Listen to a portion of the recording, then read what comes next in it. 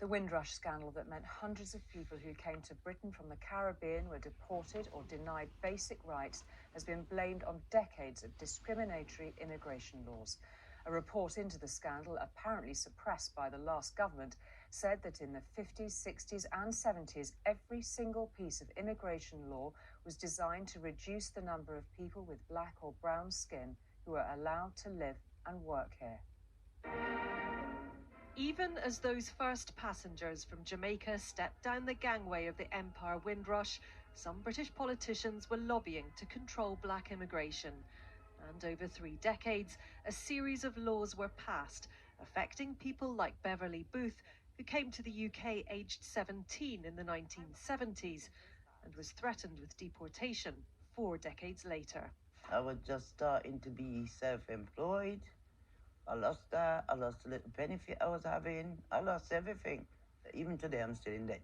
I got some compensation, but it's just not enough. It still put you back in a situation. It will never put you back in the situation you was in before. The Home Office had previously refused to publish the report on the historical roots of the Windrush scandal.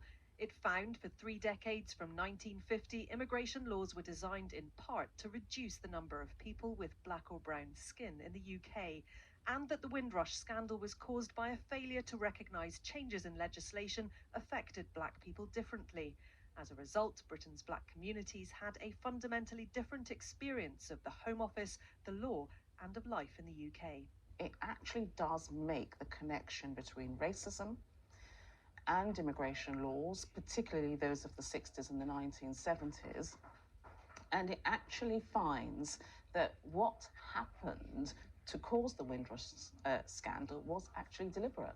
I think we're getting there, but there's more work that needs to be done. Historian and campaigner Patrick Vernon says publishing the report is a start, but he wants better recognition of the contribution of the Windrush generation to Britain. Black and brown people, we have fought in 2 world wars, whereas people that came from, ironically, from Germany and Eastern Europe during that same time after the Second World War were given more opportunity than my parents did when they first came here. No blacks, no dogs, no Irish. That's what we have to deal with.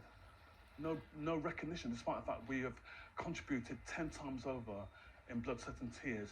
The campaign for justice goes on, but the new government says this is a small step, signalling their intention to give Windrush victims the respect and support they deserve. Martha Fairley, News at 10.